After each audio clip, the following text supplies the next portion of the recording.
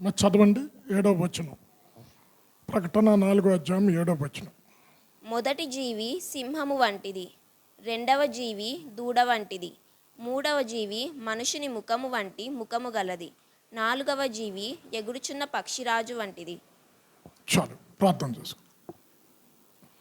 అత్యంత ప్రేమ, కృప, కనికరము కలిగిన మా తండ్రి, ప్రకటన గ్రంథంలో వచనం వెంబడి వచనం బోధిస్తూ ఉన్నావు.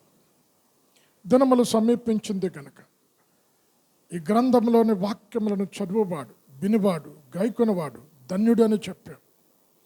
ఈ గ్రంథము చదివిన వారు ధన్యకరమైన జీవితం జీవిస్తాడనని వాక్యం సెలవిస్తూ ఉన్నది. నాయన, ఈ 4 జీవుల్లో ఉండే శ్రేష్టతలు వివరించండి ప్రభు.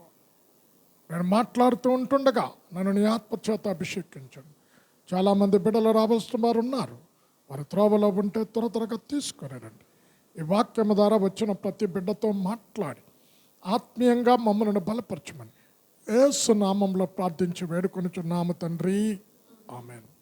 అమ్మ, ఈ 4 జీవుల గురించి ఒక్క ప్రకటన గ్రంథములోనే 11 సార్లు రాయబడింది.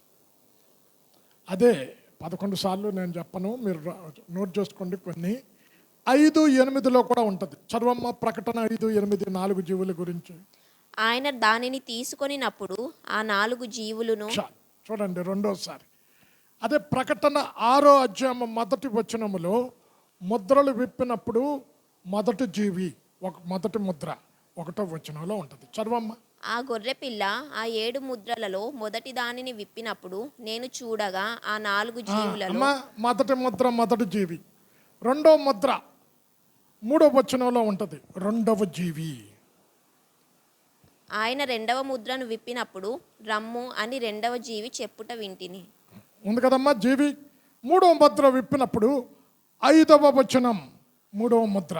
ఆయన 3వ ముద్రను విప్పినప్పుడు రమ్ము అని 3వ జీవి చెప్పుట వింటిని. 4వ ముద్ర విప్పినప్పుడు 7వ జీవి. ఆయన 7వ జీవి కాదు, 4వ జీవి, సారీ. ఆయన 4వ ముద్రను విప్పినప్పుడు రమ్ము అని 4వ జీవి చెప్పుట వింటిని. ఇక్కడ ప్రకటన గ్రంథంలోనే మళ్ళా 7వ అధ్యాయము అందులో కూడా రాయబడి ఉంటుంది. 12వ వచనములో 4 జీవుల గురించి 11 సార్లు రాయబడింది. ఏంటి 4 జీవులు అంటే, ఈ జీవులు కెరూబులను పోలి ఉన్నవి అని. పరలోకంలో కెరూబుల స్థానం ప్రత్యేకమైనటువంటి స్థానము. ఆయా సందర్భాలలో కెరూబులంట వారి రూపాలను మార్చుకునే శక్తి ఉందంట. ఇదే దర్శనాన్ని ప్రవక్త అయిన యెహెజ్కేలు కూడా చూశాడు. యెహెజ్కేలు 1వ అధ్యాయం 10వ వచనములో సింహాసనము దగ్గర 4 జీవులు ఉన్నాయి. మొదట జీవి సింహపు ముఖము వంటిది, రెండవ జీవి ఎద్దు ముఖము వంటిది, 3వ జీవి మనుష్యుని ముఖము వంటిది, 4వ జీవి పక్షిరాజు ముఖము వంటిది. చదవమ్మ, యెహెజ్కేలు 1:10. ఆ 4 ఎదుటి ముఖరూపములు మానవ ముఖము వంటివి, కుడి పార్శ్వపు రూపములు సింహము ముఖము వంటివి, ఎడమ పార్శ్వపు ముఖములు ఎద్దు వంటివి, 4 పక్షిరాజు ముఖము వంటి ముఖములు కలవు.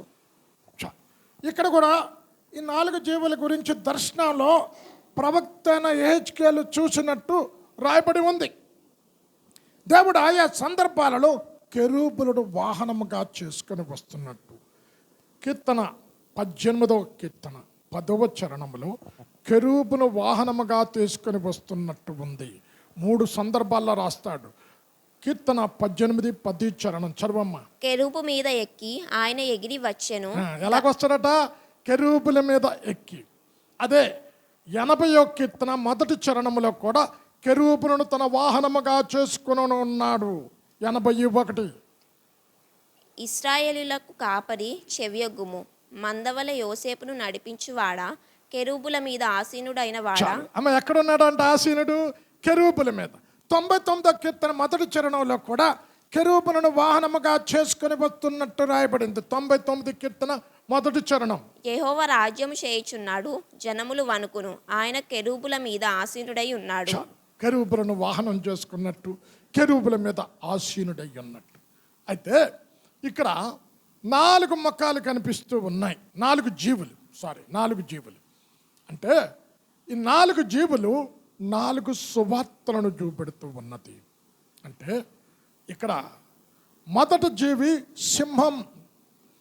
మత్తయి సువార్తలో యేసుక్రీస్తు ప్రభుల వారిని రాజుల రాజుగా చూపెడుతూ ఉన్నాడు. ఇంకెక్కడ కనబడదు మిగతా సువార్తల్లో. యూదుల రాజుగా పుట్టిన వాడు ఎక్కడున్నాడు? మత్తయి 2:2 ఉంటుంది కదా. జ్ఞానులు వచ్చి యూదుల రాజుగా పుట్టిన వాడు ఎక్కడ ఉన్నాడు అంటే మత్తయి సువార్త యేసుక్రీస్తును రాజుగా పోల్చుకొని సువార్త రాశాడు. చదవమ్మ మత్తయి 2:2. యూదుల రాజుగా పుట్టిన వాడెక్కడ ఉన్నాడు? మిగతా సువార్తల్లో ఉండదు అది. మార్కు సువార్త ఇక్కడ సేవకుడిగా చూపెడుతూ ఉన్నాడు. అంటే ఎద్దు పరిచర్యకు సాదృశ్యం, సేవా తత్వానికి సాదృశ్యం. మార్కు సువార్త 10వ అధ్యాయం 45వ వచనములో మనుష్య కుమారుడు పరిచారము చేయించుకొనుటకు రాలేదు, కానీ పరిచారము చేయుటకును అనేకులకు ప్రతిగా విమోచన క్రయధనముగా తన ప్రాణము నర్పించుటకు వచ్చెను. అంటే ఇక్కడ ఎద్దుగా చూపిస్తున్నాడు. ఎద్దు శ్రామిక జీవి, కష్టపడే తత్వం కలిగినది. భూమి మీద యేసుక్రీస్తు వచ్చినప్పుడు తండ్రి చిత్తాన్ని నెరవేర్చటానికి ఆయన ఎద్దు వలె శ్రమించాడు, కష్టపడ్డాడు. 10:45. మనుష్య కుమారుడు పరిచారము చేయించుకొనుటకు రాలేదు గాని పరిచారము చేయుటకును అనేకులకు ప్రతిగా విమోచన క్రయధనముగా తన ప్రాణము ఇచ్చుటకును వచ్చెననెను. అయితే లూకా సువార్త ఏమని రాస్తున్నాడు? మనుష్య కుమారుడిగా చూపెడుతూ ఉన్నాడు. లూక్ 19వ అధ్యాయం 10వ వచనములో ఇక్కడ అంటున్నాడు, నశించిన దానిని వెతకి రక్షించుటకు మనుష్య కుమారుడు లోకమునకు వచ్చెను. ఇక్కడ మనుష్య కుమారుడిగా చూపెడుతున్నాడు. అయితే యోహాను సువార్త చూస్తే దైవ కుమారుడిగా చూపిస్తూ ఉన్నాడు. ఆది యందు వాక్యముండెను, వాక్యము దేవుని యొద్ద ఉండెను, ఆ వాక్యము దేవుడయ్యుండెను, కలిగి ఉన్నవేవి అతను లేకుండా కలగలే. ఆ వాక్యం కృపాసత్య సంపూర్ణుడిగా మన మధ్య జీవించెను. అంటే ఇక్కడ యోహాను సువార్త యేసుక్రీస్తును దైవ కుమారుడిగా చూపెడుతూ ఉన్నాడు. ఈరోజు మొదటి జీవి ఏంటమ్మా? సింహం. యేసయ్యకు ఇంకో పేరు ఉంది. ఏంటి చెప్పాలా? యూదా గోత్రపు సింహం. సింహంలో ఉండే లక్షణాలు యేసయ్యలో ఉన్నాయి. అమ్మా సామెతలు 30వ అధ్యాయం పట్టుకోమ్మా. సింహం ఏవో అరణ్యములో రారాజు అని పిలుస్తారు. అంటే సింహము గంభీరత్వానికి, అమ్మ సింహము భయంకరత్వానికి సాదృశ్యం. అంటే ఈ సింహం దేన్ని చూపెడుతూ ఉన్నది అంటే టీవీ. అమ్మ టీవీగా నడిచినవి ఒకటి ఉన్నది. ఏంటి అంటే మహాజ్ఞాని అయిన సొలొమోను సింహం టీవీగా నడుచుకుంటూ వెళ్తాది. అమ్మ 30 సామెతలు 30. టీవీతో నడుచునవి 4 కలవు. అవేవనగా ఎల్ల మృగములలో పరాక్రమము గలదై ఎవనికైనా భయపడి వెనుకకు తిరుగని సింహము. అమ్మ సింహం ఎలాగ నడుస్తుంది? రాజాసనము బుట్టి పట్టేటట్టు టీవీగా నడుస్తాడు. ఈ సింహం ఎవరికి చూపెడుతున్నది? మత్తయి సువార్తలో యేసుక్రీస్తును సింహంతో పోల్చి చెప్పే ఆయన భూమి మీద ఉన్నప్పుడు టీవీగా నడిచాడు. ఏంటి ఆ నడక? దేన్ని చూపెడుతూ ఉన్నది అంటే ఇక్కడ కూర్చున్న మనం ఏ వాక్యం అయితే వింటున్నావో వాక్యానుసారంగా మనము జీవిస్తే మన నడక టీవీగా ఉండే నడక. ఈ మధ్య ఒకసారి నాకు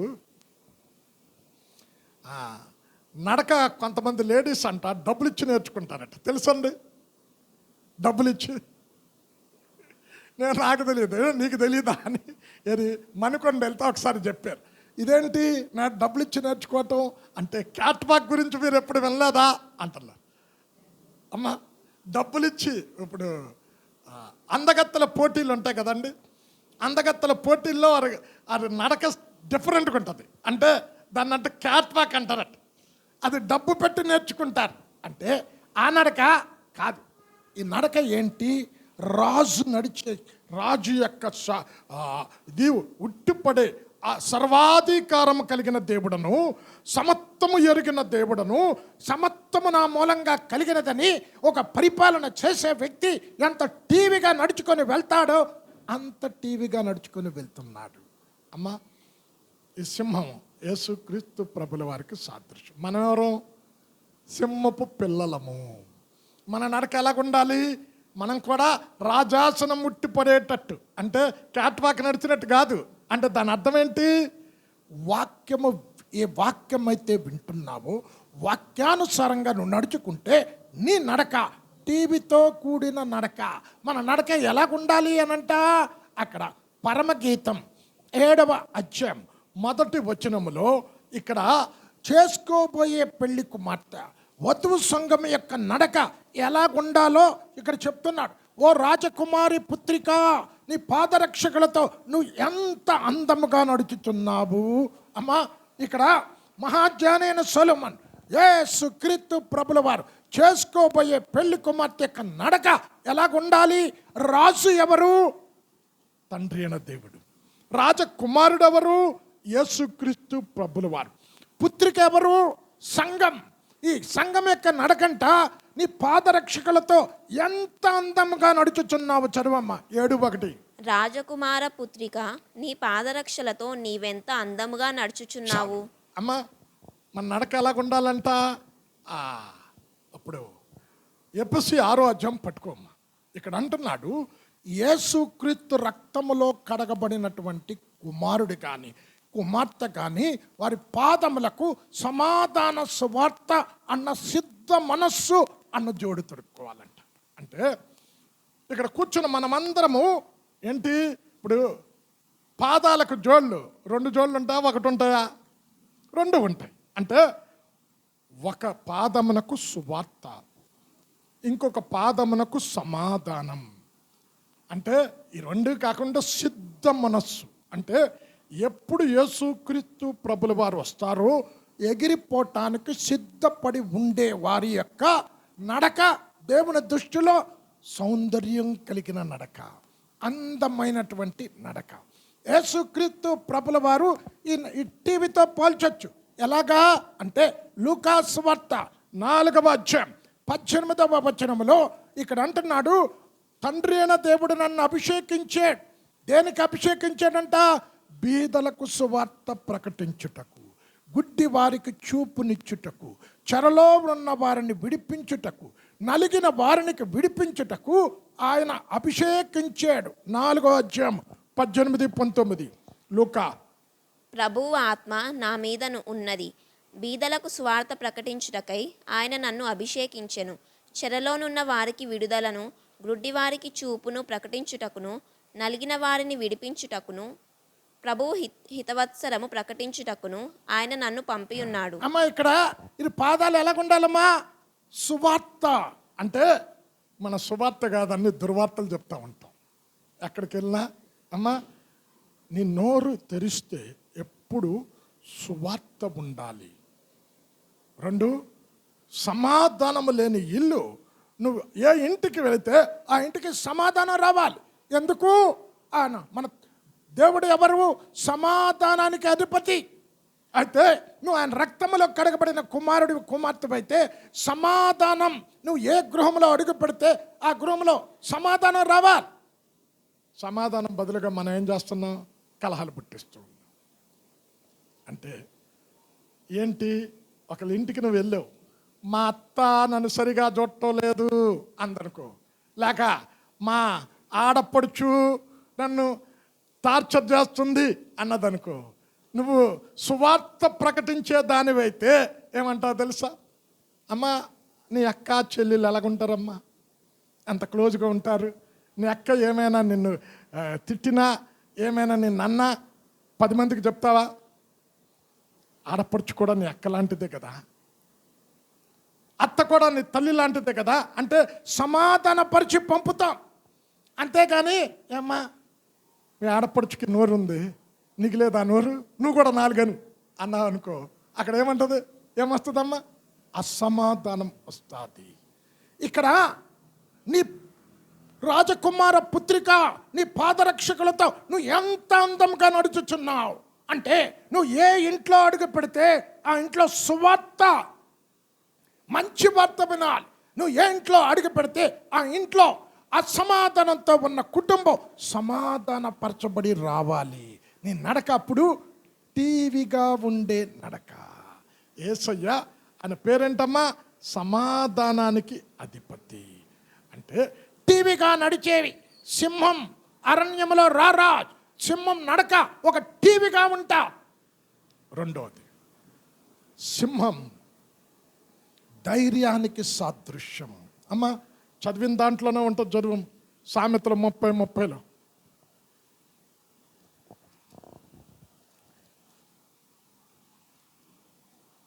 దేనికి భయపడదంట. సామెతలు 30:30.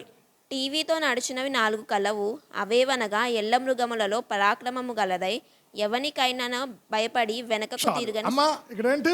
ఎవ్వరికి భయపడదంట. అంటే సింహపు పిల్లలమైన మనము దేనికి భయపడకూడదు. సమస్యలు వచ్చినా, కష్టాలు వచ్చినా, శ్రమలు వచ్చినా, వ్యాధులు వచ్చినా, ఈ భూమి మీద జీవించినప్పుడు ఇవన్నీ ఎదుర్కోవా. పగలు రాత్రి ఎలాగుంటుందో ఈ మా ప్రతి మనుషుని జీవితంలో గొప్ప అని లేదు, బీదవాడని లేదు, జ్ఞానవంతుడని లేదు, విద్యావిహీనుడని లేదు. ఎవరికైనా ఈ శ్రమలో వారి జీవితంలో ఒక పార్ట్, ఈ కష్టాలు జీవితంలో ఒక పార్ట్, ఈ అనారోగ్యాలు ఈ జీవితంలో ఒక పార్ట్, ఇవి వచ్చినప్పుడు నువ్వు కృంగిపోతున్నావు. అంటే సింహం అరణ్యంలో ఎవ్వరికి భయపడదండి. ఏనుగుంది భారీ శరీరం, దానికి భయం వస్తే పారిపోద్ది సింహం చూసి. సింహం బాగా పారిపోదండి. అంటే ఇప్పుడు 40 దినాల నుంచి సవాలు చేశాడు ఎవరు? గొల్లియాతు గారు. అమ్మ ఎవరన్నా ఎదుర్కోవటానికి వెళ్ళారా? లే. అంటే కొన్నిసార్లు సమస్యలు గొల్లియాతు వలె ఉంటాయి. అయితే గొల్లియాతు వైపు చూడవద్దు, సమస్య వైపు చూడవద్దు, సమస్యను పరిష్కరించే దేవుని వైపు చూడండి. దావీదు గొల్లియాతు హైట్లో సగం ఉన్నాడండి. ఏమంటున్నాడు తెలుసా? నీవు కత్తితో ఈటతో నా మీదకి వస్తున్నావు, అయితే జీవము కలిగిన దేవుని నామములో నేను నీ మీదకి వస్తున్నా. నీ తలను నరికి, ఆకాశం ఇంకా తల నరకలేదండి, నరకక మునిపే ఆకాశ పక్షులకు ఆహారంగా పెడతాను. అమ్మ నరకక మునిపే. ఇప్పుడు ఆయన ఎలాగున్నాడు? ఇప్పుడు మీరు యుద్ధం చేసే రాజులు యుద్ధ వస్త్రాలు తెలుసు కదమ్మా, శిరస్సుకి ఏం పెట్టుకుంటారు? హెల్మెట్ పెట్టుకుంటారు. ఆ హెల్మెట్ ఎలాగుంటుంది తెలుసండి? ఇలాగుంటుంది, ఇక్కడి నుంచి రాగితో ఈట ఉంది, కత్తి ఉంది, ఛాతి మీద ఏం పడకుండా అదేమంటారండి? శిరస్త్రాణమా? కాదు కవచం ఏదో అంటారు. ఇన్ని అంటే ఎక్కడ కొడితే చావడం, ఎక్కడ కొట్టాలి? 2 కళ్ళ మధ్యలో చూశాడండి గురి, చూసి అక్కడ కొట్టాడు. అందుకే దావీదుని ఏమంటున్నాడు తెలుసా? సింహము వంటి ధైర్యము కలిగిన వాడు. 2 సమూయేలు 17:10 చదవమ్మా.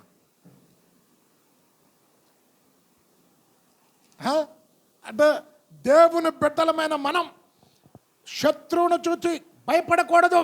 ఎందుకు? ఈ శత్రువుని ఏనాడో దేవుడు జయించాడు, అది ఓటమి చెందాడు, ఆ జయ జీవితాన్ని దేవుడు నీకు ఇచ్చాడు. కనుక శత్రువును చూసి భయపడకూడదు. 17:10 2 సమూయేలు. నీ తండ్రి మహాబలాఢ్యుడనియు అతని పక్షపు వారు ధైర్యవంతులనియు ఇశ్రాయేలీలందరూ ఎరుగుదురు గనుక సింహపు గుండె వంటి గుండె గలవారు. అమ్మా ఎలాంటి గుండె అంట? సింహపు గుండె వంటి గుండె. ఇప్పుడు యేసే గుండె ఎలాంటి చెప్పండి అమ్మా? యోహాను సువార్త 18వ అధ్యాయం పట్టుకోమ్మా. ఇప్పుడు ఇస్కరియోతు యూదా 30 వెండి నాణాలకి యేసుని అప్పగించడానికి సిద్ధపడ్డాడు. ఒప్పందం జరిగింది. అమ్మా రాత్రి ఒలివ కొండల మీద యేసయ్య ప్రార్థన చేస్తూ ఉన్నాడు. అమ్మా ఇప్పుడు ఆ రోజుల్లో ఎలక్ట్రిసిటీ లేదు కదా, చీకటి, రోమా సైనికులతో వస్తూ ఉన్నాడు. యేసయ్య మీరు ఎవరిని వెతుకుతున్నారు అంటే నజరేయుడైన యేసుని వెతుకుతున్నాం అంటే ఆ యేసు నేనే అన్నట్టు. అంటే ఎంత ధైర్యంగా చెప్పాడు చూడండి. 18:7-10 యోహాను సువార్త 18:7-8. మరలా ఆయన, మీరు ఎవరిని వెదకుచున్నారని వారిని అడిగెను. అందుకు వారు, నజరేయుడైన యేసునని చెప్పగా, యేసు వారితో, నేనే ఆయననని మీతో అమ్మా, సింహం ఆయన, మీరు వెతుకుతున్న దేవుని నేనే. చీకటండి, పారిపోవచ్చు. సింహం పారిపోదు, సింహం దడవదు, ధైర్యంగా ఎదుర్కొంటుంది. సింహం ఎదుటనున్న ఏ జంతువైనా ధైర్యంగా ఎదుర్కొంటా. ప్రాణము ముందు ఉన్నదని తెలిసి కూడా ఎవరిని వెతుకుతున్నారు మీరు? మీరు వెతుకుతున్న నజరేయుడైన యేసును నేనే అని చెప్తూ ఇంకోటి ఏమన్నాడు తెలుసా? వీళ్ళందరిని విడిచిపెట్టండి అన్నాడు. చూడండి, చదవమ్మా. నేనే ఆయనని మీతో చెప్పి తిని గనుక మీరు నన్ను వెదకుచున్న ఎడల వీరిని పోనీయుడని చెప్పెను. ఏమన్నాడు? వీళ్ళందరినీ పోనీయండి. ఇప్పుడు యేసయ్య ఎత్తుకుతున్న వారికి దొరికితే ఏం చేస్తారు? ముద్దు పెట్టుకుంటారా? కొరడాలతో కొడతారు, చర్మం అంతా వలుస్తారు, మాంసపు ముద్దలు కూడా వచ్చేస్తాయి, ఎముకలు కనబడతాయి. బైబిల్లో ఉంది కదా, ఆయన ఎముకలను నేను లెక్కించి ఉన్నా. అందమైన ఆ రూపం అంత వికారంగా తయారవుతారు. స్వరూపం ఉండదు, సొగసు ఉండదు. కాండ్రించి ఉమ్మేస్తారు, పిడిగుత్తులు గుద్దుతారు, అపహసిస్తారు, హేళన చేస్తారు. యూదుల రాజు నువ్వే అని ఏంటి, కర్ర ఒకటి ఇచ్చి రాజదండం కదా, రాజుకి దండం ఉంటుంది కదా, ఇస్తారు. ఇంకేంటి, ముసుగు వేసి పిడిగుత్తులు గుద్ది, నువ్వు దైవ కుమారుడు అయితే ఎవరు గుద్దావో చెప్పు అంటే ఇంత అపహాసం జరుగుతుందని, శరీరం అంతా కూడా గాయపరచబడుతుందని, శిలువ ఎక్కవలసి వస్తుందని, మరణమే పెట్టవలసి వస్తుందని ఎరిగి ఎవరిని ఎతుకుతున్నావు? నేనే ఆయనని. అమ్మ, ధైర్యానికి ప్రతీక, దేనికి భయపడదు. ఇక్కడ కూర్చున్న మనవారు సింహపు పిల్లలం. వ్యాధి వచ్చినా, అనారోగ్యం వచ్చినా, సమస్యలు వచ్చినా, సమస్యను మించిన దేవుడాయన. శనివారం క్యాన్సర్ పేషెంట్ ఒక ఆమె పేరు రత్నకుమారి. ఆమె ఏమంటారు తెలుసా?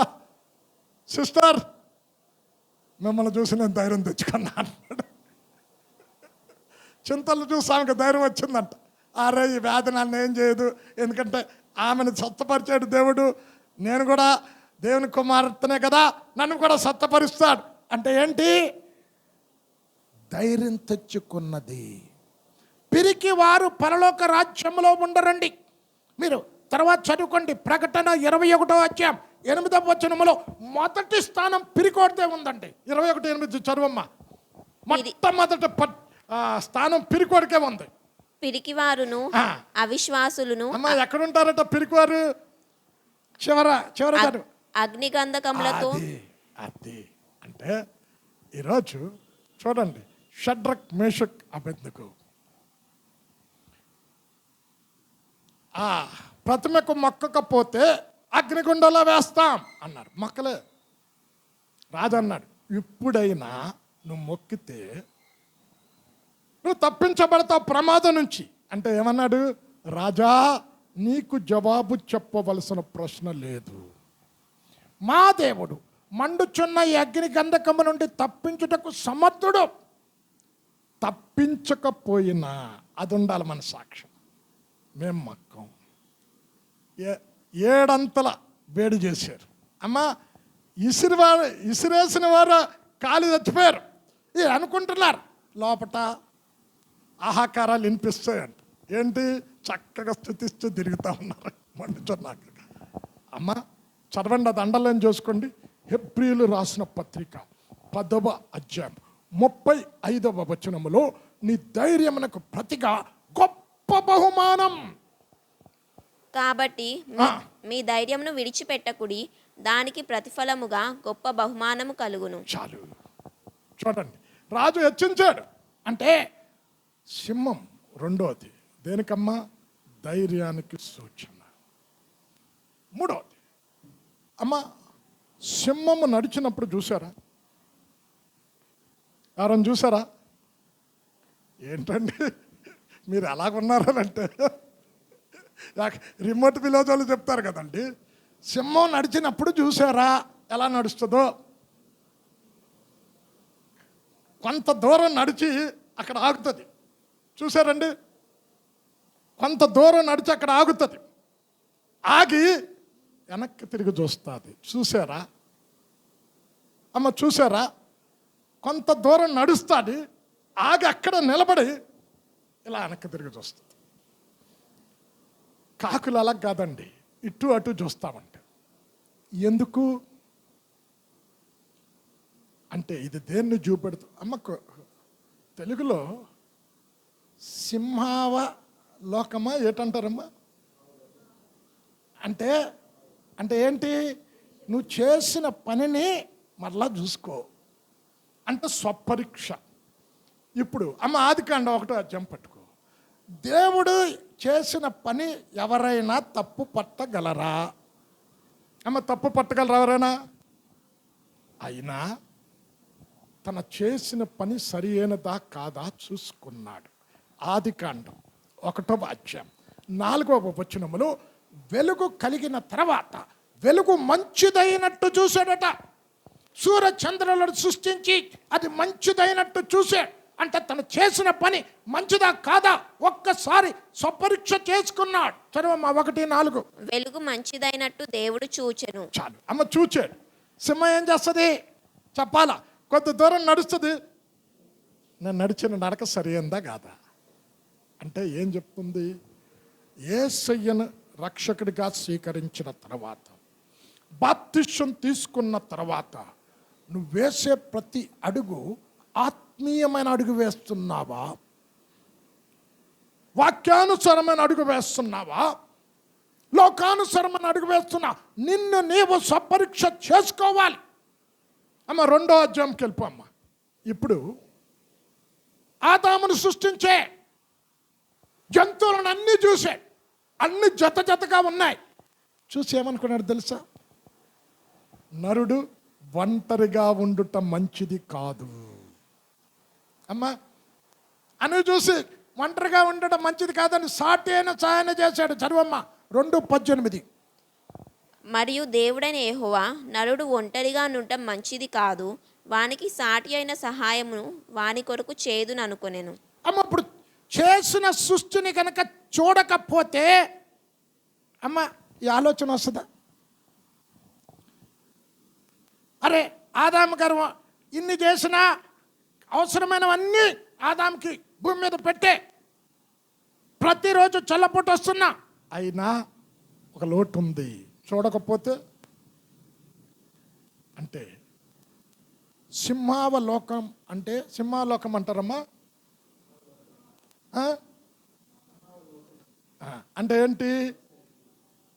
చేసిన పని సరిగా ఉందా లేదా చూసుకోవటం సింహావలోకం. ఇది ఎప్పుడు చూడాలి మనం చెప్పండి? ప్రతి మనిషి తనను తాను పరీక్షించుకుంటే తప్పు చేయుడు. అమ్మ 1 కొరింథీ 11వ అధ్యాయం పట్టుకో. ఎప్పుడమ్మా ఇది చూసుకోవాలి మనం?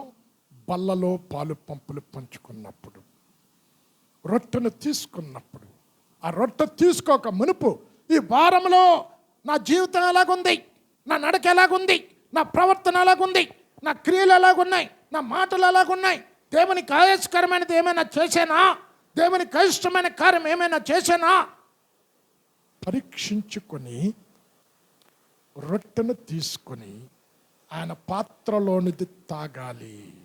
11:28 1 కొరింథీ. కాబట్టి ప్రతి మనుషుడు తన్ను తాను పరీక్షించుకొనవలెను, అలాగు చేసి ఆ రొట్టెను తిని ఆ పాత్రలోనిది త్రాగవలెను. లేకపోతే ఏంటి? ప్రభు యొక్క శరీరమును గురించి రక్తమును గురించి దోషి అవుతాడు. భక్తుడైన పౌలు ఏమంటున్నాడు తెలుసా? నాలో నన్ను నేను తీసుకుంటే ఏది కొదవలేదనుకుంటా. అంటే ఒక వ్యక్తి తన్ను తాను విమర్శించుకుంటే 31వ వచనంలో ఉంటుంది, తీర్పులోనికి రాక ఎందుము. 11:31. అయితే మనలను మనమే విమర్శించుకొనిన ఎడల తీర్పు పొందకపోదుము. మనం చూసినప్పుడు మనకి ఏ లోపం కనబడదు. మన లోపం ఎవరు చెప్పాలి? భార్య చెప్తుంది. భార్యలో ఉన్న లోపం ఎవరు చెప్తారు? భర్త చెప్పాలి, అడగాలి. ఇప్పుడు ఏంటి ఆయన పేరేంటండి? చార్లీ. మన సండే ఆ మాట్లాడింది మండే చూసాం. భర్త అడిగేవాడట. అమ్మ విన్నారా? భర్త అడిగేవాడట ఏమని? నేను నిన్ను మంచి భార్యగా చూసుకోవటానికి ఏం చేయాలి? బాబా ఈయన కూడా అరే ఏంటండి బాబా అంటే నువ్వు ఎలాంటి దానివో ఎవరు చెప్పాలి? ఇంట్లో వాళ్ళే. నాకు last month Tukaram gate Baptist చర్చిలో వాక్యం చెప్పడానికి వెళ్తున్నప్పుడు ఎంత చక్కటి సాక్ష్యం చెప్పిందండి కోడల గురించి అంతా. ఆమె సిడ్నీ నుండి వచ్చి, ఇప్పుడు కూతురు ఎక్కువ తల్లిదండ్రి ఇంట్లో ఉండాలని కోరుకుంటుంది కదా, తల్లిదండ్రి దగ్గరికి వెళ్ళి సాయంకాలం ఉండి అమ్మ అత్త ఒక్కతే ఉంటుంది అని వెనక్కి వచ్చిందట. చూడండి, సాక్ష్యం కోడల గురించి ఎవరు చెప్పాలి? అత్త చెప్పాలి. ఆమెకేం లోట్లేదు. 6 మాసాలకు సంబంధించిన సోప్స్, పేస్ట్లు అన్ని కొని కోడలు ఇచ్చెళ్ళిందంట. అయితే ఇంకో కోడల గురించి మంచి సాక్ష్యం చెప్పలే. చూడండి, 2 కోడళ్ళు ఆమెకి. అంటే ఏంటి? నీ గురించి నీ ఇంటి వారు సాక్ష్యం చెప్పాలి. మనం చూసుకునేటప్పుడు ఏ లోపం కనబడదు. ఇక్కడ ఈ భార్య కూడా అంటుంది, నా భర్తకి ఎప్పుడు కూడా సంతోషపరిచే పని చేశాను, నేను ఎప్పుడు దుఃఖపరిచే పని చేయలే. అమ్మ మనని మనం చూసుకుంటే అంట ఏ లోపం. అమ్మ ఒకసారి సామెతలు 27వ అధ్యాయము 19వ వచనములో, నీటిలో ముఖమునకు ముఖము కనబడతాది, ఒక ముఖము మరి యొక్క ముఖము, ఒక మనస్సుకు మరి యొక్క మనస్సు తేటగా కనబడతా. అమ్మ చదువు 27:19. నీటిలో ముఖమునకు ముఖము కనబడును. అమ్మ అప్పుడు నీటిలోకి వెళ్తే ముఖానికి ముఖం కనబడతాది. ఒకని మనస్సునకు మరి ఒకని మనస్సు కనబడును. అమ్మ అప్పుడు ఈ కళ్ళు ఉన్నాయి. ఈ కళ్ళు ఏంటి? ఇక్కడ కూర్చుని మిమ్మల్ని అందరినీ చూస్తున్నాను 2 కళ్ళతో. ఈ 2 కళ్ళతో నన్ను నేను చూసుకోగలనా? చూసుకోండి, మీరు చూసుకుంటారు. నా ముఖాన్ని చూసుకోగలరా? ఇక్కడ ఏమంటున్నాడు? నీటిలో ముఖానికి ముఖం కనబడతాది. తర్వాత ఏమంటున్నాడు? ఒకరి మనస్సు ఇంకొక మనస్సుకు కనబడతా. అంటే ఈ నీరు దేన్ని చూపెడుతుంది? వాక్యం. అంటే వాక్యాన్ని అద్దంతో పోల్చాడు. నన్ను నేను చూసుకుంటే అబ్బా నా అంత భక్తిపరుడు లేడు, నా అంత ప్రార్థనాపరుడు లేడు అనుకుంటాం. వాక్యం అన్న అద్దము దగ్గరికి వెళితే నీలో ఎన్ని లోపాలు ఉన్నాయో చూపెడతా. అంటే మన ఇంట్లో పిల్లలు, మా తల్లిదండ్రులు ఎలాంటి వాళ్ళో చెప్పాలి, నీ భార్య చెప్పాలి నువ్వు ఎలాంటి వాడివో, నీ భర్త చెప్పాలి నువ్వు ఎలాంటి వాళ్ళు. ముఖములో ముఖము ఒకని మనస్సు ఇంకొక మనస్సుకు కనబడతా. కనుక ఇక్కడ సింహం నడిచి వెనక్కి తిరిగి చూస్తాడు. అంటే నా నడక ఎలాగుంది? ఏ జంతువు అలా చూడదండి. అమ్మ సామెతలు అదే 14వ అధ్యాయం పట్టు. ప్రవర్తనను కనిపెట్టువాడు వివేకుల యొక్క లక్షణం అంట. అంటే మన ప్రవర్తన ఎలాగుంటుందో కనిపెట్టాలంట. 14:8. తన ప్రవర్తనను కనిపెట్టి ఉండుట వివేకుల జ్ఞానమునకు లక్షణము. అమ్మ ఏంటట? మన ప్రవర్తన ఎలాగుంది? పరిశుద్ధమైందేనా? నీతి సంబంధమైన అడుగులే వేస్తున్నామా? అది వివేకి అయిన వాడి లక్షణం అంట. అయితే 15వ వచనంలో ఉంది, వివేకి అయిన వాడు తన నడకలను బాగుగా కనిపెడతాడట. ఎవరివి? పక్కనోడివి కాదు, ఎదుటోడివి కాదు. 14:15. జ్ఞానము లేనివాడు ప్రతి మాట నమ్మును, వివేకి అయిన వాడు తన నడతలను బాగుగా కనిపెట్టును. పక్క నడకన్నాడు అమ్మా. ఎవరి నడక? తన నడక. అంటే నువ్వు వివేకవంతుడు అయితే నువ్వు వేసే అడుగు సరిగా వేస్తున్నావా? నువ్వు ఆలోచించే ఆలోచన సరైనదేనా? నీ చూపులు పవిత్రమైనవేనా? వివేకైన వాడు బాగుగా కనబడతాడంట. వివేకాని వాడు ఎప్పుడు అరే ఈడా వీళ్ళు అన్ని లోపాలే. అంటే జ్ఞానము లేనివాడు, వివేకము లేనివాడు ఎదుటి వాని లోపాలు చూస్తాడు. ఎదుటి వానిలో ఉన్న అవిధేయత చూస్తాడు, తనలో ఉన్న అవిధేయత గుర్తించడు, తనలో ఉన్న లోపాలను గుర్తించడు. ఇక్కడ సింహం కొంత దూరం నడిచి వెనక్కి తిరిగి చూస్తాడు. యేసుక్రీస్తు ప్రభుల వారు కూడా ఈ లోకాన్ని సృష్టించి మంచిదైనట్టు చూశాడు. ఆదామును సృష్టించి ఆదాములో ఏ లోటు ఉందో చూశాడు. చూసి సాటి అయిన సహాయాన్ని చేశాడు. అమ్మ, యేసయ్యే సపరీక్ష చేసు. అంత మాత్రమే కాదు, శిష్యులతో అంటున్నాడు, నా గురించి ఏమనుకుంటున్నారు? అమ్మ అనలేదా? ఏమనుకుంటున్నారు నా గురించి లోకం అంటే? అంటాడు కదా, ఓ ఏలియా అను, ఒకడు ఇర్మియా అను. నువ్వేమనుకుంటున్నావు? దైవ కుమారుడు. అమ్మ, మూడవ లక్షణం, సింహం ఎలాగా వేసిన అడుగులు సరిగా వేసానా లేదా వెనక్కి తిరిగి చూస్తాడు. నువ్వు సింహపు పిల్లవైతే స్వపరీక్ష చేసుకుంటావు, నీ జీవితం ఎలాగ ఉన్నది అని. ఇది మూడవది. నాలుగవది, సింహం ఎప్పుడు వెనక్కి తిరిగి అంటే వెనుకకు చూడదు అంటే అర్థం ఇక్కడ వేరే అర్థం ఉంది. చదవమ్మ 30 సామెతలు.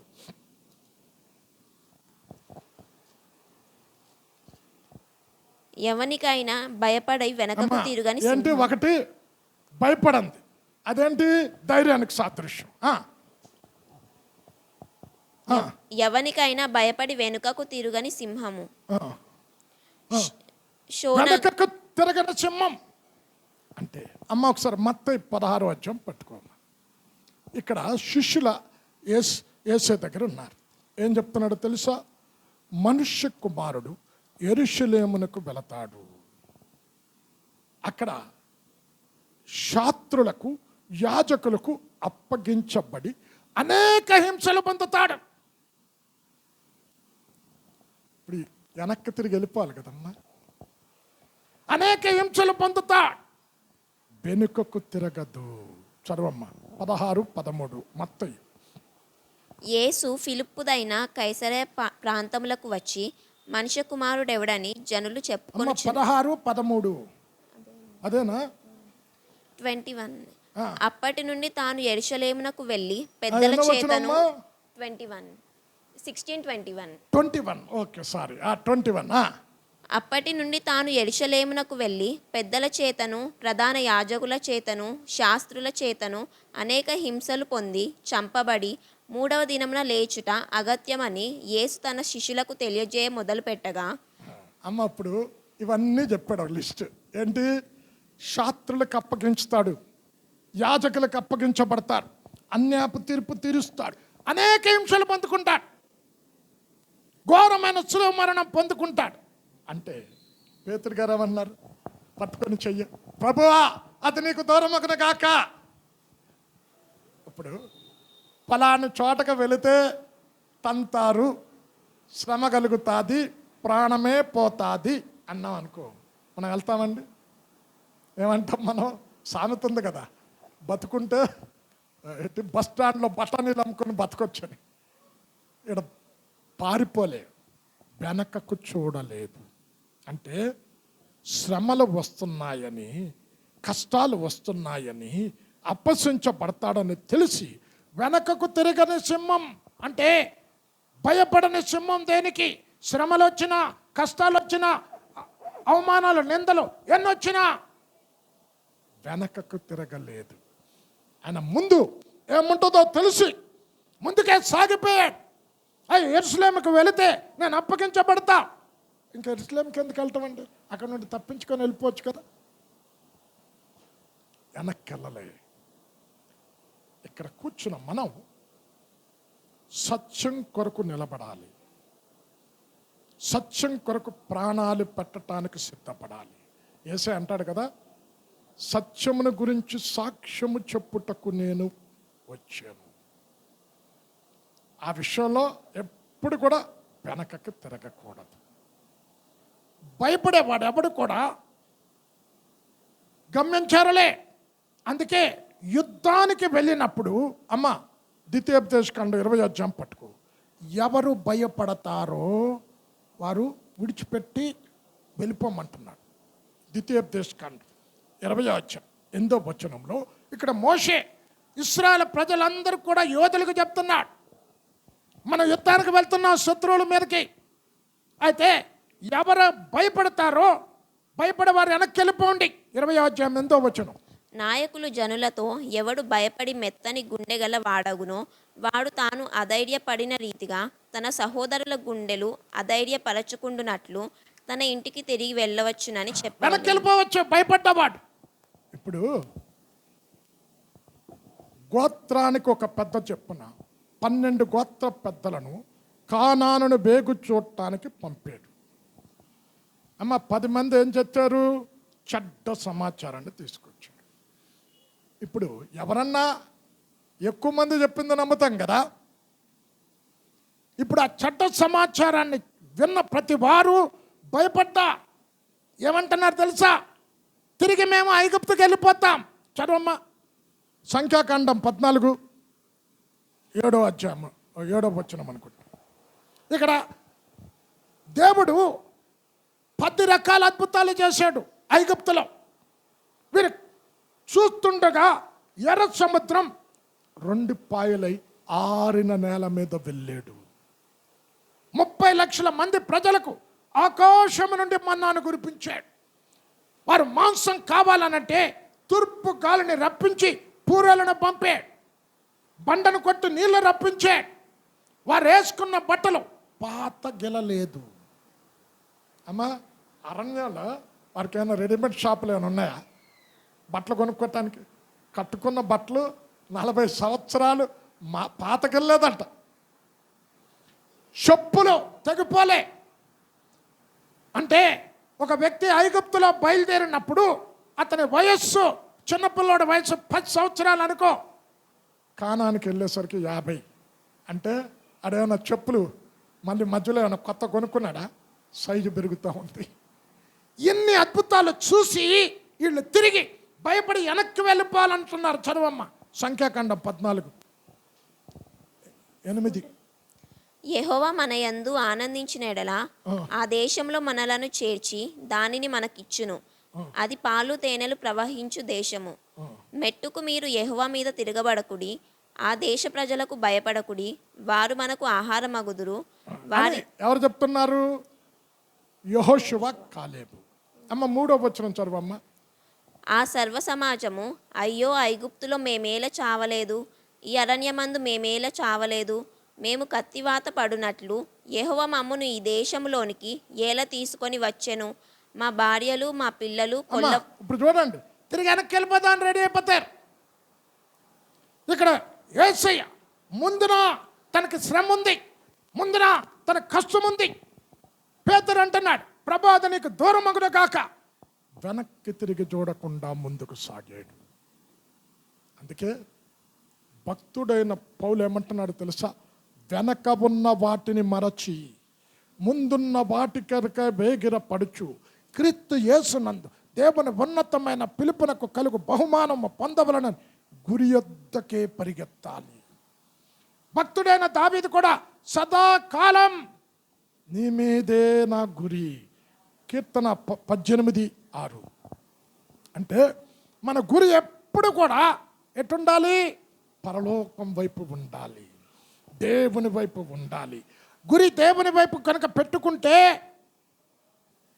ఏ సమస్య వచ్చినా, ఏ శత్రువునికి ఎదురుపడినా భయపడం. చదవమ్మ.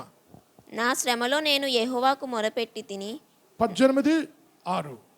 కీర్తన 9 చదువైతే. నిప్పు కణములు రాజబెట్టెను, మేఘములను వంచి ఆయన వచ్చెను, ఆయన పాదముల క్రింద గాఢాంధకారం కమ్మి ఉండెను. 16:8 అయితే 16:8 సదాకాలము యెహోవా యందు నా గురి నిలుపుచున్నాను. సదాకాలం అంటే నీ దృష్టి ఎప్పుడు కూడా నిత్యత్వం వైపే ఉండాలి. నీ దృష్టి ఎప్పుడు కూడా ఈ లోకాన్ని గెలిచిన దేవుడు, సాతానుని జయించిన దేవుడు, ఆ దేవుడు నీ హృదయంలో ఉన్నాడు. లోకంలో ఉన్న వాని కంటే గొప్పవాడు నాలో ఉన్నాడు. అంటే వెనకకు వెళ్ళబో, అమ్మ ఇది ఎన్నో లక్షణం? 4. 5వది, సింహాలు ఎప్పుడు కూడా ఒంటరిగా ఉండవండి, గుంపులు గుంపులుగా ఉంటాయి. అంటే జేను చూపెడుతుంది, క్రీస్తు రక్తంలో కడగబడిన బిడ్డలందరూ కూడా ఐక్యత కలిగి ఉండాలి. భూమి మీద మనుష్యుని సృష్టించాలి అనుకున్నటప్పుడు తండ్రి, కుమార, పరిశుద్ధాత్మ ముగ్గురు కలిసి ఆలోచన చేసి నరుని సృష్టించాడు. అంటే ముగ్గురులో ఐక్యత ఉంది, వారిలో విభేదాలు లేవు, వారిలో కలహాలు లేవు. క్రీస్తు రక్తంలో కడగబడిన కుటుంబంలో కూడా, క్రీస్తు రక్తంలో కడగబడిన సంఘములో కూడా విభేదాలు ఉండకూడదు, కలహాలు ఉండకూడదు, అనేక్యత ఉండకూడదు. ఐక్యత కలిగి ఉండాలి. తండ్రి, కుమార, పరిశుద్ధాత్మ ఏ రీతిగా ఐక్యత కలిగి ఉన్నారో భూమి మీద ప్రతి విశ్వాసులు ఒకరినొకరు సహకరించుకోవాలి, ఒకరినొకరు ప్రేమించుకోవాలి, ఐక్యత కలిగి ఉండాలి. 1 ఆదికాండం 26. దేవుడు మన స్వరూపమందు మన పోలిక చెప్పున నరులను చేయుదము. అమ్మా ఇక్కడ ఏమన్నాడు? ఒక్కడే చేశారమ్మా, ఒక్కడే చేశారా? మన స్వరూపం ప్లోరల్. ఇప్పుడు యేసుక్రీస్తు ప్రభుల వారు భూమి మీద ఉన్నటప్పుడు నేను నా తండ్రి ఏకమయ్యున్నాము. యోహాను సువార్త 14:11. అంటే ఇక్కడ కూర్చున్న మేము సంఘములో ఉన్న వారందరూ ఏక మనస్సు కలిగి ఉన్నారు, ఏక తాత్పర్యం కలిగి ఉన్నారు, ఏక భావం కలిగి ఉన్నారు. అది సింహం యొక్క లక్షణం. సింహం ఒంటరిగా ఉండదు, గుంపులు గుంపులుగా ఉంటారు. అమ్మ చదువమ్మా. తండ్రి యందు నేనును నా యందు తండ్రియు ఉన్నామని నమ్ముడి. అది ఏమన్నాడు? తండ్రి యందు నేను, నా యందు తండ్రి.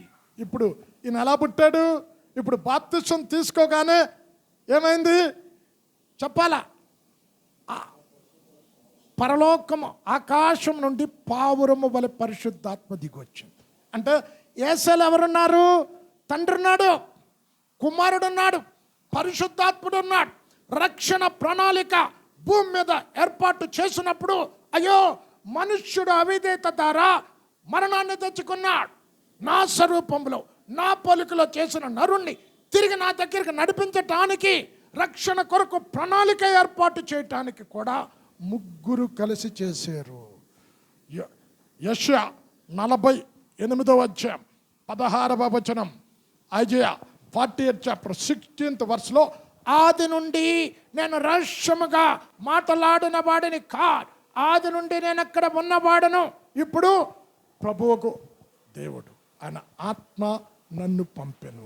48:16. ఆది నుండి నేను రహస్యముగా మాట్లాడిన వాడను కాను, అది పుట్టిన కాలము మొదలుకొని నేను అక్కడ నున్నవాడను. ఇప్పుడు ప్రభువకు యెహోవాయు ఆయన ఆత్మయు నన్ను పంపెను. అమ్మ ఇప్పుడు భూమి మీదకి ఎవరు పంపారమ్మా? ఎవరు పంపారు? యేసుని ముగ్గురు కలిసి ఏకీభవించి రక్షణ ప్రణాళిక కొరకు కుమారుణ్ణి భూమి మీదకి పంపాడు. అంటే సంఘములో ఉన్న వారందరూ ఎలాగుండాలమ్మా? ఐక్యత కలిగి ఉండాలి. ఇప్పుడమ్మ లూకా 1:1 పట్టుకోమ్మా. ఇక్కడ ఎలిజబెత్తు ప్రసవించింది. ఎలిజబెత్తు పుట్టిన బిడ్డకి ఏ పేరు పెట్టాలి అనుకుంటే ఎలిజబెత్ ఏం చెప్తుంది తెలుసా? యోహాన్ అని పేరు పెట్టు అంది. అక్కడ ఉన్న యాజకులు ఏమన్నారు తెలుసా? మీ బంధువుల్లో ఎవరికి ఆ పేరు లేదు కదా, ఎందుకు పెట్టమంటున్నావు అని వాళ్ళకి మళ్ళా డౌట్ వచ్చి అప్పటికి జకర్యాకి నోరు పోయింది. తెలుసు కదా, మోగోడు అయిపోయాడు. జకర్యా దగ్గరికి వెళ్ళి అడిగారు ఏ పేరు పెట్టాలి అని. పలక తీసుకురండి అని రాశాడు. అంటే ఆయన కూడా ఏం రాశాడు అంటే ఏక మనస్సు. అమ్మ లూకా 1:60-63. తల్లి అలాగు వద్దు, వానికి యోహానను పేరు పెట్టవలెనని చెప్పెను. అందుకు వారు నీ బంధువులలో ఆ పేరు గలవాడెవడునూ లేడే. ఇక్కడ చూడు ఏమంటున్నారు? అరే ఈ పేరు పెట్టమంటున్నావు, నీ బంధువులు ఎవరు లేరు కదా. ఆ పేరు గల వాడెవడునూ లేడే అని ఆమెతో చెప్పి, వానికి ఏ పేరు పెట్టగోరుచున్నావని వాని తండ్రికి సంజ్ఞలు చేసి అడిగిరి. ఆ, అతడు రాత పలక తెమ్మని వాని పేరు యోహానని రాసెను. చూడండి, ఇద్దరు ఒక్క మనస్సు కలిగి ఉన్నారు. తండ్రి, కుమార, పరిశుద్ధాత్మ ఏకీభవించి రక్షణ ప్రణాళిక ఏర్పాటు చేసే వారు మధ్య ఏకభావం ఉంది. వారిలో అనేక్యతలే. సింహం ఐక్యత కలిగి ఉంటారు. గుంపులు గుంపులుగా ఎక్కడికి వెళ్ళినా వెళ్తా. ఇక్కడ కూర్చున్నాం మనం. ఇప్పుడు చూడండి, ఇప్పుడు మొట్టమొదట అత్సాక్షి ఎవరు? యాకోబు. యాకోబు అంటే యోహాను గారు అన్న. ఎలా చంపారు? శిరచ్ఛేదం చేసి చంపారు. ఇప్పుడు పేతురును కూడా చంపాలనుకున్నారు. పేతురు చచ్చిపోయి ఉండేవాడు. అయితే పేతురు చావకుండా ఉండటానికి కారణం ఏంటి? సంఘం అత్యాసక్తితో ప్రార్థన చేసింది. అంటే ఒక విశ్వాసి యొక్క బలం ఎక్కడుంటో తెలుసండి? సంఘంలో. ఎప్పుడైతే సంఘంలో నుంచి నువ్వు బయటికి వెళ్ళిపోయావో బలాన్ని కోల్పోతావు, శక్తిని కోల్పోతావు. మీకు ఉదాహరణకు రెండు చెప్తా. ఇప్పుడు ముసలి ఒడ్డునకు వచ్చిన తర్వాత చిన్నపిల్లడు కూడా కొడతాడు కర్ర తీసుకొని. ఒడ్డుకు వస్తే బలం ఉంటుందా తెలుసు చెప్పండి? నీటిలో ఉన్నంత వరకే దానికి బలం.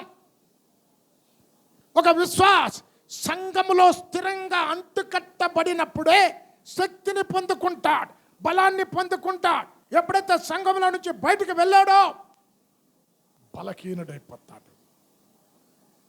ఇక్కడ పేతురు గారు యోహాన్ని చంపేశారు. పేతురు కూడా మరుసటి రోజు ఏ రోజు చంపుతామని ప్రణాళిక పెట్టుకున్నాడు. అయితే సంఘము యొక్క ప్రార్థన పేతురుని ఏంటి విడిపించింది. ఇది ఎన్నోదమ్మా? 5. అంటే ఏంటి చెప్పండి? 5. ఇది ఒంటరిగా ఉండదు, గుంపులు గుంపులుగా ఉంటుంది. సంఘంలో ఎప్పుడు కలిసి ఉండాలి. ఇప్పుడు ఒక తండ్రి 4 కొడుకులు ఎంతో చక్కగా ఐక్యతతో పెంచాడు. తండ్రి చివరి క్షణానికి వచ్చింది చనిపోవటానికి. పిలిచాడు. ఎందుకు? తండ్రి ఉన్నంత వరకు వీరు 4 కుమారులు ఐక్యం కలిగి ఉన్నారు. ఒరే ఇలా రండ్రా 4, నా కాలం అయిపోయింది, నా పిలుపు దగ్గరకు వచ్చింది, ఈ లోకాన్ని విడిచిపెట్టబోతున్నా, మీరు 4 కర్రలు తెచ్చుకోండి అన్నాడు. ఇప్పుడు అన్నాడు కర్రలు ఎరపండ్రా అన్నాడు. అమ్మా ఒక కర్ర ఇరుగుతుందా లేదా? ఇప్పుడు ఆయన పిల్లలకి కొడుకులకి జ్ఞానోదయం కలుగు చేయటానికి అరే 4 కర్రలు మళ్ళా తీసుకురండి రా అన్నాడు. తాడుతో 4 కర్రలు కట్టాడు. కట్టి ఇప్పుడు దీన్ని ఎరగొట్టండి అన్నాడు. అమ్మ అర్థమవుతుందా? ఒక కర్ర ఉందనుకో ఇలాగ ఎరగొట్టచ్చు. ఈ తండ్రి బతుకున్నంత వరకు ఐక్యత కలిగి ఉన్నారు. ఇప్పుడు నేను ఈ లోక జీవితయాత్ర ముగిస్తున్నా, వీరు ఐక్యతను పోగొట్టుకుంటారేమో అని వీరికి జ్ఞానోదయం కలగజేయటానికి, ఒరే నేను బ్రతుకున్నప్పుడు మీరు ఎలాగ ఐక్యత కలిగి ఉన్నారో చనిపోయినప్పుడు కూడా ఇదే ఐక్యత కలిగి 4 ఉండాలి. పరిశుద్ధ గ్రంథంలో ఒక్కడు ఎంతమందిని తరుముతాడమ్మా? 1000 మంది. ఇద్దరైతే 10,000 మంది అంట. ఇద్దరు 2,000 కదా. అంటే శక్తి ఎక్కువ అవుతుంది. అందుకే యేసేమన్నాడు? ఇద్దరు ఏకీభవించి. మనం అది పక్కన పెట్టేస్తాం. ఏం చేస్తాం? అక్కడ 2-3 కూడుకుంటే అక్కడ ఉన్నారు కదా అంటాం. ఇద్దరు ఏకీభవించి ప్రార్థన చేసినప్పుడు ఎక్కడ ఉంటా, ఏకభావం ఎక్కడ ఉంటా అక్కడ నేనుంటా. ఇద్దరు ఏకీభవించి దాన్ని బంధిస్తారో దాన్ని నేను బంధిస్తా. ఇద్దరు ఏకీభవించి దాన్ని విడిపిస్తారో అది నేను విడిపిస్తా. అమ్మా ఐక్యత. ఇదన్నదమ్మా 5. 6వది యెషయా 31వ అధ్యాయం 4వ వచనం. ఇక్కడ అంటున్నాడు, కాపరి సమూహముగా కూడి రాగా సింహము, కొదమ సింహము వారి శబ్దమునకు భయపడక, వారి కేకలకు అధైర్యపడక దాన్ని పట్టుకున్న దానిని పట్టుకుని పరిగెడుతుందట. 31:4. యెహోవా నాకీలాగు సెలవిచ్చి ఉన్నాడు, తప్పించుటకై గొర్రెల కాపరుల సమూహము కూడిరాగా సింహము, కొదమ సింహము వారి శబ్దమునకు భయపడకయు వారి కేకలకు అధైర్యపడకయు తనకు దొరికిన దాని మీద గర్జించున్నట్లు సైన్యముల అధిపతి. అమ్మ, ఇక్కడ వాక్యం అర్థమవుతుందండి. కాపరుల సమూహం కూడొచ్చిందంట. ఏంటి? ఈ సింహం గొర్రెను పట్టుకొని వెళ్ళిపోతుంది, నోట్లో ఖర్చుకొని వెళ్ళిపోతుంది. అయితే సమూహంగా కూడి వస్తే ఇక్కడ అంటున్నాడు, అమ్మ 1 సమూయేలు 17 పట్టుకోమ్మ. ఇక్కడ అంటున్నాడు, సమూహంగా కూడి వచ్చి కేకలు వేస్తే కేకలకు భయపడటలే, శబ్దము వేస్తే శబ్దానికి అధైర్యపట్టలే, పట్టుకున్న ఎరను పట్టుకొని వెళుతూ ఉంది. ఇప్పుడు నేను మిమ్మల్ని అడుగుతా, దావీదు గొర్రెలను మేపుతూ ఉంటుండగా ఏం జరిగిందమ్మా? సింహం వచ్చి గొర్రెను ఎత్తుకెళ్ళిపోయింది. ఇప్పుడు దావీదు సింహపు నోట్లో నుంచి గొర్రెను విడిపించడానికి, సింహాన్ని పట్టుకోవడానికి పరిగెడుతున్నాడు. ఇప్పుడు సింహం ప్రాణం ముఖ్యమా, పట్టుకున్న ఎర ముఖ్యమా? చెప్పండి, ఏది ముఖ్యం? ప్రాణం ముఖ్యం కదా. అరే, గొర్రెనిచ్చి పెట్టేసి వెనక్కి వచ్చేస్తే సింహం దావీదు చేతిలో చనిపోయి ఉండేది కాదు. ప్రాణం పెట్టింది కానీ నోట్లో ఉన్న ఎరను విడిచిపెట్టలేదు. చదువమ్మ 1 సమూయేలు 17:34-35. అందుకు దావీదు సౌలుతో ఇట్లనెను, నీ దాసుడనైన నేను నా తండ్రి యొక్క గొర్రెలను కాయిచుండా సింహమును ఎలుగుబంటిను వచ్చి మందలో నుండి ఒక గొర్రె పిల్లను ఎత్తుకొని పోవుచుండగా నేను దానిని తరిమి చంపి దాని నోట నుండి ఆ గొర్రెను విడిపించి తిని. చూడండి, సింహాన్ని తరిమి చంపాడు. ఇది ప్రాణాలు కాపాడుకోవడానికి విడిచిపెట్టి పారిపోవచ్చు కదా. అంటే కాపరుల సమూహం చంపటానికి వచ్చిన నోట్లో ఉన్న ఎరను విడిచిపెట్టదు. అంటే ఏ సత్యానికి నువ్వు కట్టబడ్డావో అంచె దినాలలో సత్యానికి వ్యతిరేకమైన బోధలు వస్తాయి. కనుక ఈ బోధ కొరకు నువ్వు ప్రాణం పెట్టడానికి సిద్ధపడాలి.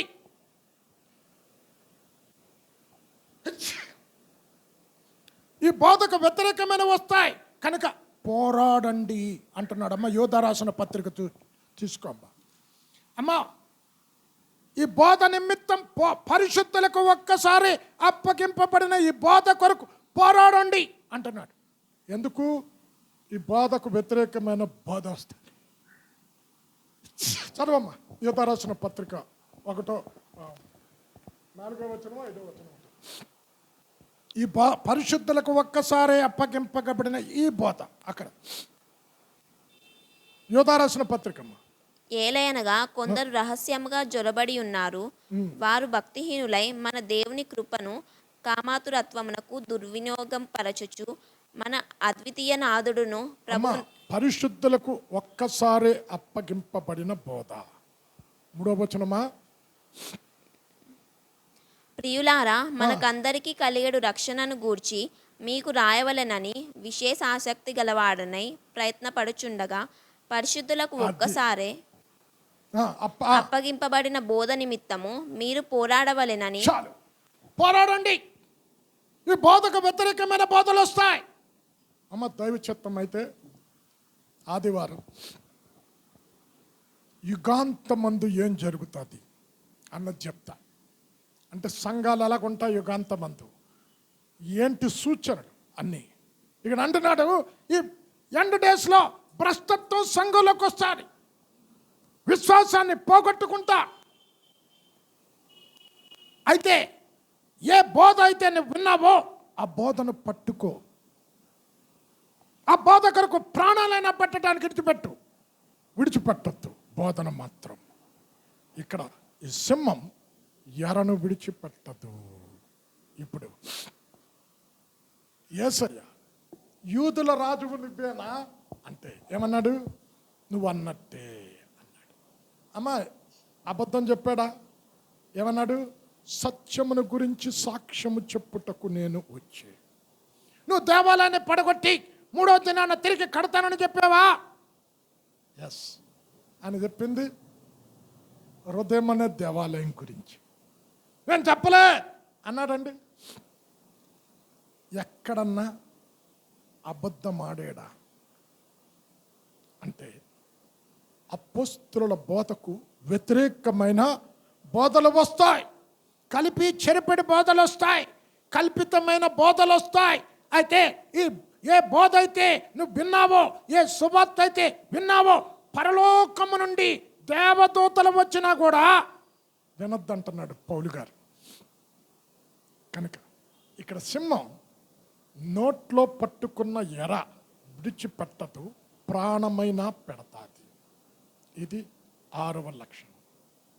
7వ లక్షణం అమ్మ, సంఖ్యాకాండం 23వ అధ్యాయం 24వ వచనం. నిక్కి నిలుచును సింహం అని ఉంటుంది. ఇదిగో ఆ జనము ఆడు సింహము వలె లేచును, అది సింహము వలె నిక్కి నిలుచును. చాలు అమ్మ, నిక్కి నిలుచునంటే అర్థం ఏంటి? ఎప్పుడు మెలకుగుంటుంది. అరే పడుకుంది కదా సింహం అని దగ్గరికి వెళ్ళావు అనుకో, నీ ప్రాణం పోతుంది. అంటే దేన్ని చూపెడుతుంది? యేసుక్రీస్తు ఏమన్నాడు? జాగరూకుడువై ఉండు అంటే అర్థం ఏంటమ్మా? జాగరూకుడు అంటే మెలకువ కలిగి ఉండాలి. మత్తయి 24:42లో ఏ దినమున ప్రభువు వస్తాడో మీకు తెలియదు కనుక మెలకువగా ఉండండి, దొంగ వలె వస్తా. అమ్మ యేసయ్య ఇప్పుడు నెక్స్ట్ వీక్ వీలైతే చెప్తా, సంఘము ఎత్తబడటానికి సూచనలు చెప్పలే. ఎక్కడ ఏం చెప్పాడు? దొంగ వలె వస్తా. ఏ గడియ వస్తానో మీకు తెలియదు, మీరు మెలకువగా ఉండండి. అయితే చెప్పింది దేని గురించి? సూచనలు. మనం బైబిల్ చదవం. దేని గురించి సూచనలు? 2వ రాకడ. అంటే యేసుక్రీస్తు భూమి మీదకి వచ్చేది 2వ రాకడ. ర్యాప్చర్ ఏంటి? రహస్య రాకడ. అరే ఎవరికి తెలియదు. 2వ రాకడ ప్రతి నేత్రమైన చూస్తుందని అంటున్నాడు. అంటే ఇక్కడ సింహం ఎప్పుడు కూడా మెలకువ కలిగి ఉంటుంది. అమ్మ యేసయ్య భూమి మీద ఉన్నప్పుడు పగలంతా సువార్త చేశాడు, రాత్రి ఏం చేశాడు? ప్రార్థన చేశాడు. శిష్యులు అంటున్నాడు, ఒక్క గడి అయినా మీరు మెలకువగా ఉండలేరా? శిష్యులతో అంటున్నాడు, మీరు శోధనలో ప్రవేశించకుండా ఉండు నిమిత్తం మెలకువ కలిగి ఉండండి. సింహానికి ఉండే లక్షణం ఎప్పుడు కూడా పడుకున్నాను అనుకుంటే పక్కకి వెళ్తే క్షేమ ఇలా చిటిక్కమంటే వెంటనే లేచిపోతుంది. కొంతమంది ఉంటారు నిద్ర అలాగ ఉండదు తెలుసండి, కుంభకర్ణ నిద్ర కొంతమంది. అరే కొన్నిసార్లు నేను కూడా ఏ పేర్లు ఎందుకు చెప్పటం కానీ కొట్టి కొట్టి తలుపు ఎరగొట్టాలనిపించింది ఒకసారి కొందరు ఇళ్ళల్లో. ఓరే బాబాయ్, అంటే దేవుని బిడ్డలు ఎప్పుడు కూడా మెలకు కలిగి ఉండాలి, సోమరిపోతులు లెక్క ఉండకూడదు. సింహంకుండే లక్షణం ఎప్పుడు కూడా మెలకుతో ఉంటుంది, జాగరూకుడివై ఉండు. అమ్మ బైబిల్లో ఏముంది? మొదటి పేతురు 5వ అధ్యాయం 8వ వచనంలో మీ విరోధి అయిన అపవాది గర్జించు సింహం వలె ఎవరిని మింగుతున్నా అని ఎదురు చూస్తున్నాడు. నిబ్బరమైన బుద్ధి కలిగిన వారై మెలకువ కలిగి ఉండండి. చదువమ్మ. నిబ్బరమైన బుద్ధి గల వారై మెలకువగా ఉండుడి. మీ విరోధి అయిన అపవాది గర్జించు సింహము వలె ఎవరిని మృంగుదునా అని వెదుకుచూ తిరుగుచున్నాడు. అమ్మ ఇప్పుడు దొంగ నిద్రపోతున్నప్పుడు వస్తాడా, మెలకుతో ఉన్నప్పుడు వస్తాడా? ఇప్పుడు యేసు రాకడ దేంతో పోల్చాడు? నువ్వు నిద్రపోతున్నావు అనుకో అని రాకడ దొంగతో పోల్చాడు, దొంగ రాకతో.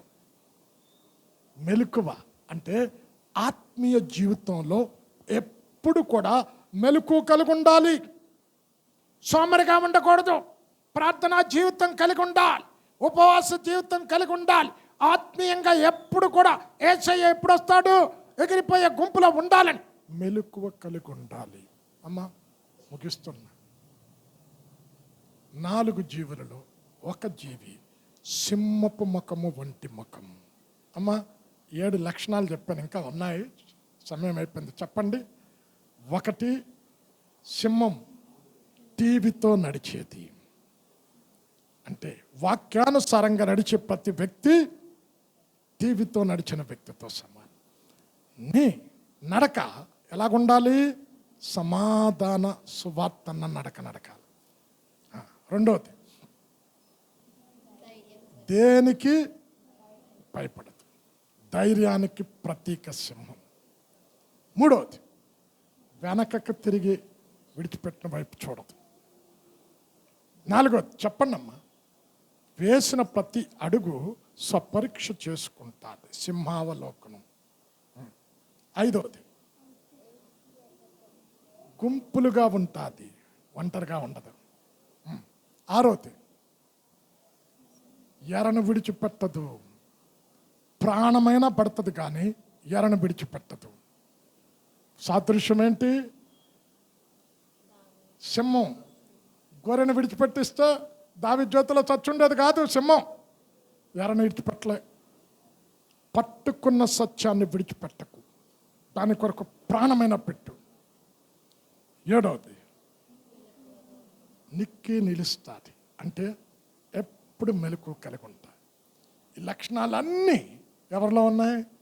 యేసయ్య. యేసయ్యలో ఉన్నాయంటే నువ్వు నేను ఎవరు? సింహపు పిల్లలం. నేను ఎప్పుడైనా నాకు అంట యోధా గోత్రపు సింహం పిల్లని రా నేనంట. సింహపు పిల్లలం. ఈ లక్షణాలు కలిగి జీవించాలి, అప్పుడు సాతానును జయించగలుగుతాం. జయ జీవితాన్ని దేవుడు మనకిచ్చాడు. కళ్ళు మూసుకోండి. అత్యంత ప్రేమ, కృప, కనికరమ కలిగిన మా తండ్రి, నీ మహాకృపను బట్టి నానా సింహాసనము పక్కన 4 జీవులు ఉన్నాయని, ఒక్కొక్క జీవి ఒక్కొక్క ఆకారంలో ఉన్నదని, దానికి 6 రెక్కలు ఉన్నాయని, ఆ ఒక్కొక్క జీవి సువార్తలలో రాయబడిన క్రీస్తుని గురించి చూపెడుతూ ఉన్నదని, మొదటి జీవి సింహపు ముఖము వంటిది. అవునాను, సింహము వలె యేసుక్రీస్తు ప్రభుల వారు మరణాన్ని ధైర్యంగా ఎదుర్కొన్నాడు, మరణపు ముళ్ళు విరిచాడు, జయశీలుడిగా లేచాడు. అరణ్యములో రారాజు సింహం ఎలాగా ఉంటుందో ఆయనే రాజులకు రాజు, ప్రభులకు ప్రభు అని, యూదా గోత్రపు సింహం అని, ఆ సింహంలో ఉండే స్వభావాలు 7 మా ముందు ఉంచావు. సింహపు పిల్లలమైన మేము ఆ లక్షణాలు కలిగి మేము జీవించుటకు నీ కృప దయచేయమని యేసు నామంలో ప్రార్థించి వేడుకొనుచున్నాము తండ్రి. ఆమేన్. అందరు లేచి